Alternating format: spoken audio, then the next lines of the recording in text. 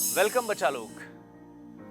हमारे पास जब खाने को कुछ नहीं होता है तो हम पूछते हैं क्या खाएं, और जब हमारे पास खाने के बहुत सारे ऑप्शंस हो जाते हैं तो भी हम पूछते हैं क्या खाएं। यही सवाल है हर उस बच्चे का जो आज कंफ्यूज्ड है ऑनलाइन एजुकेशन और ऑफलाइन एजुकेशन में क्या चूज करें। बहुत सारे ऑप्शंस अवेलेबल हैं। मैं कोशिश कर रहा हूं आपको इस छोटे से एक वीडियो में कुछ साइंटिफिक टूल्स देने की, जिनके बेसिस पर आप डिसाइड कर सकते हैं कि आपके लिए क्या सुटेबल है, ऑफलाइन या ऑनलाइन। मैं इस पूरी एनालिसिस के लिए कुछ पैरामीटर्स की हेल्प ले रहा हूं, जिसमें से है एटमॉस्फेयर, माहौल, कॉस्ट एंड टाइम की अवेलेबिलिटी, और कुछ छोटी छोटी सी चीजें जो मैं टाइम पे आपको बताता रहूंगा। सबसे बड़ा और जो सबसे स्ट्रॉन्ग पॉइंट, जो पॉजिटिव साइड है ऑफलाइन कोचिंग के लिए, वो ये कहते हैं ना कि वहां पर बहुत अच्छा एक माहौल मिलता है, एटमॉस्फेयर मिलता है। क्यों? क्योंकि आपके सामने टीचर हैं, आपको मोबाइल अपना साइलेंट पे रखना ही पड़ेगा। आपके साथ 300-400 बच्चों का एक बैच बैठा हुआ है एंड सब लोग पढ़ने की कोशिश कर रहे हैं। सामने जब टीचर पढ़ा रहे हैं तो pin drop silence is there. तो ये एक पढ़ाने का जो परफेक्ट माहौल होता है, जिसको हम पिछले 25-30 सालों से देखते आ रहे हैं, सुनते आ रहे हैं, उस माहौल के लिए हमारा दिमाग रेडी है, हमारा बॉडी रेडी है और हमें उसी माहौल की आदत है। इसीलिए मैं कह रहा हूं कि ऑफलाइन कोचिंग को मैं यहां पर दूंगा +1, क्योंकि माहौल के नाम पे ऑफलाइन इज अनबीटेबल। नंबर 1 चीज। दूसरी बड़ी बात, ऑफलाइन के साथ जो मेजर ड्रॉबैक है वो है उसका कॉस्ट। कॉस्ट ऑफलाइन इंडस्ट्री में, ऑफलाइन कोचिंग इंडस्ट्री में बहुत ज्यादा है।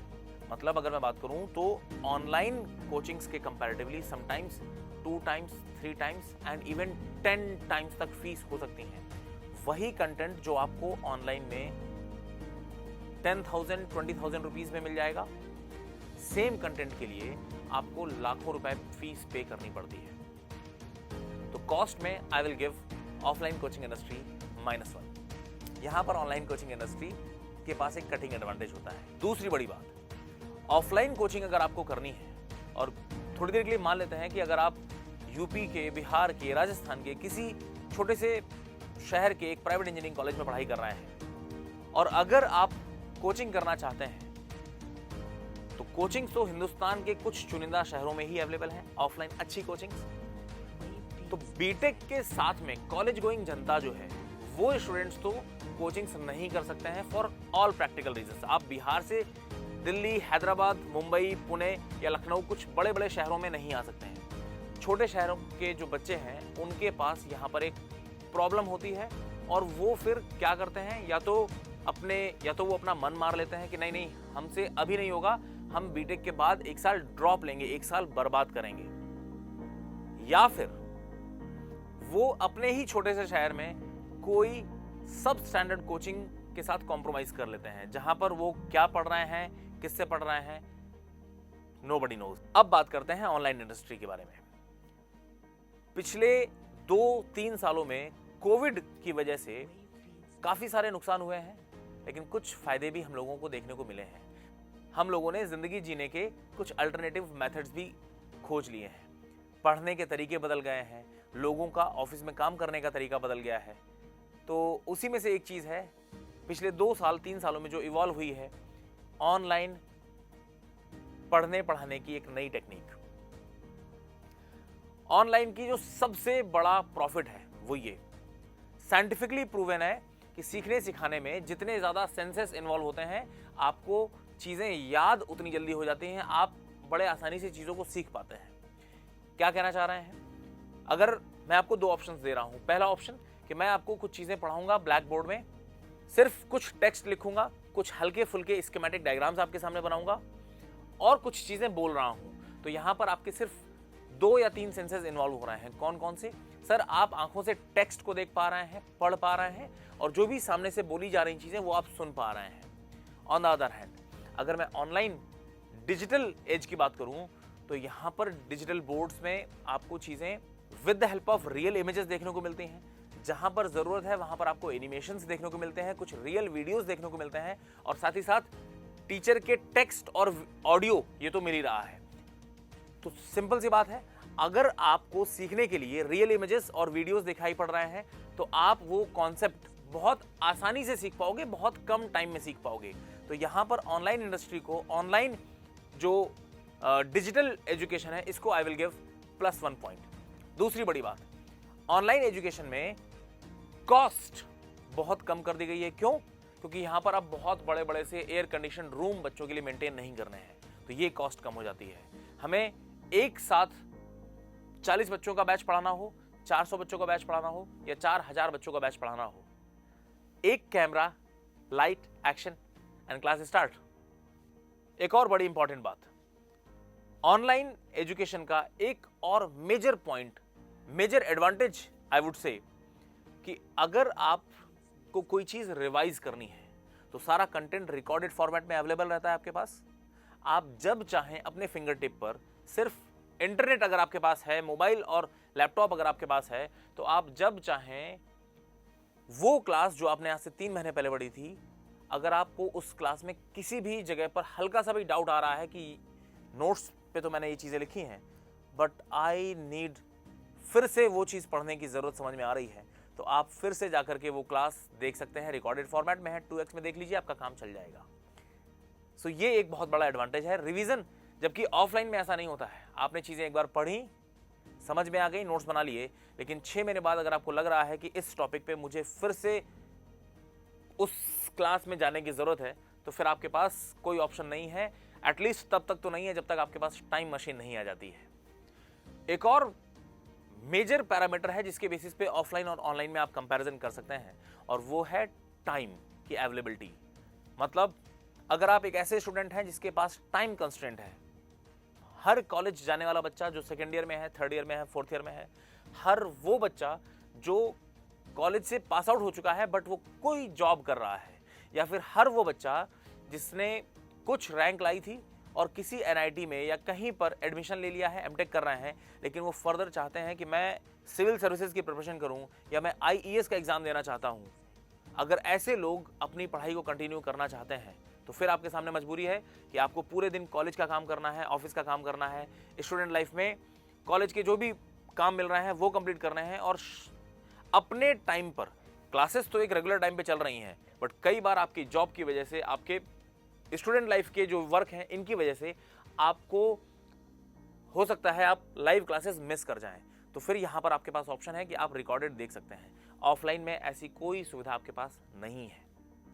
और एक छोटी सी बात तो मैं आपसे कहना भूल ही गया कि अगर आप ऑफलाइन कोचिंग जा रहे हैं तो वहां पर सिर्फ 4 घंटे 5 घंटे क्लास पढ़ने के लिए आप कोचिंग से कुछ दूरी पर रहेंगे, तो आपको 1 घंटा ट्रैवल जाना और 1 घंटा लौट के आना, ये टाइम भी आपका वेस्टेज ही होता है बेटा। ऑनलाइन में ज्यादातर बच्चों का जो मेजर कंसर्न है वो ये कि सर इससे डिस्ट्रैक्शन बहुत होते हैं, एंड दैट्स ट्रू, क्योंकि मोबाइल ये आपको चीजें सिखाता भी है और ये आपका बहुत ज्यादा टाइम वेस्ट भी करता है। कभी देखा है कि सुबह सो के उठते हैं और नींद खुली है, आंखें खुल गई हैं, लेकिन हम अपना दिन स्टार्ट करते हैं, इसके बीच में हमारा आधा घंटा कब मोबाइल के व्हाट्सएप स्टेटस चेक करने में निकल जाता है, इंस्टाग्राम की स्टोरीज में निकल जाता है, फेसबुक में कौन कहाँ घूमने गया इसमें निकल जाता है।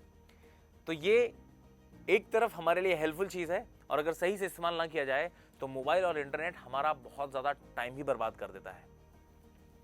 लेकिन ये बातें सिर्फ उन लोगों तक एप्लीकेबल हैं जो सेल्फ कंट्रोल नहीं है, जिनका खुद पे कोई कंट्रोल ही नहीं है।